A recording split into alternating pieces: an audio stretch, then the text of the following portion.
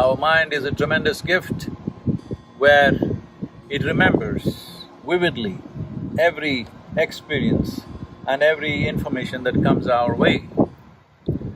Well, this can be transformed into a phenomenal imagination, but if you lose control over your imagination, if you lose the discrimination as to what is imagination and what is reality, what is future, what is present and what is past, then your mind will become your greatest enemy. Most human beings are not suffering life, they're just suffering their memory and their imagination. What happened 10 years ago, they still suffer. What may happen day after tomorrow, they already suffer. This is not about life. This is about lack of control over two most fantastic faculties that human beings have, a vivid sense of memory and a fantastic sense of imagination.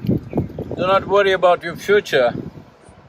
If you do your present well, future will naturally blossom. We can only work with what's on our hands right now.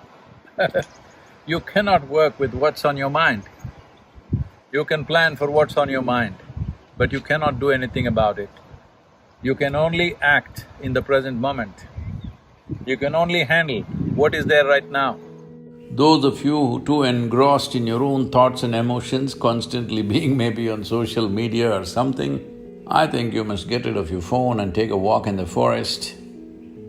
If it's not possible every day, at least 1 or 2 days in a month, you might get lost somewhere. Just be in nature, all by yourself, walk, sit, observe. If you pay enough attention, you will see. You will be so enchantingly enamored by every little thing in the existence because the way a single ant is made is too much for you and your intelligence to grasp exactly how this is made. Those who have not peeled their eyes to the creation get too enamored with their own mental creations, which is their thought, the juicy part being emotion. When your thought and your emotion becomes more important than the Creator's creation, that means you have become a perceptual tragedy. You have not realized the nature of life at all.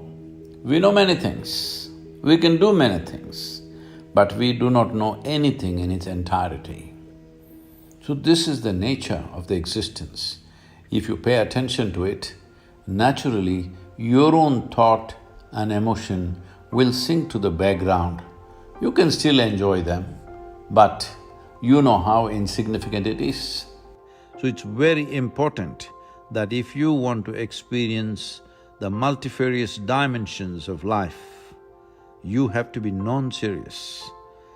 You become serious only because you have taken your own existence too seriously, though we exist here for a minuscule amount of time in this cosmos. This is a vast cosmos. The very planetary system, the solar system in which we exist is a speck. In that, planet Earth is a micro speck. In that micro speck, the place you live or the city you live is a super micro speck. In that, you have become a big man or woman, and that's the reason why you're so serious about life. It's a brief amount of time that you have as life. In this, if you take yourself too seriously, you are one big joke. The secret of life is to see everything with a non-serious eye, but to be absolutely involved like a sport. So be a sport for life. If you want to be a sport for life, you have to be able to see that your existence is of consequence for the times in which we live, but not of eternal consequence unless you touch the eternal dimension of who you really are. It's such a brief life, only in doing what you truly care for will your life become worthwhile. If genuine involvement has to come in your life, for you to give yourself absolutely, you must be doing something that truly matters to you. It's important that you find that.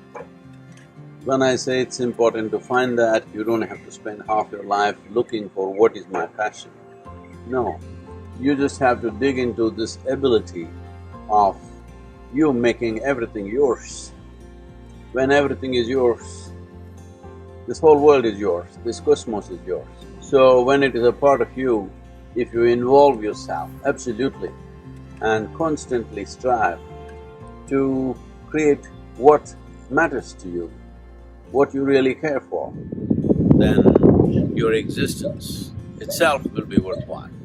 Not necessarily your actions, not necessarily what you achieve and may not achieve, but your very existence will be truly worthwhile, because just to breathe and be is a phenomenon. There is no greater phenomenon than life. If this is not worthwhile, what is?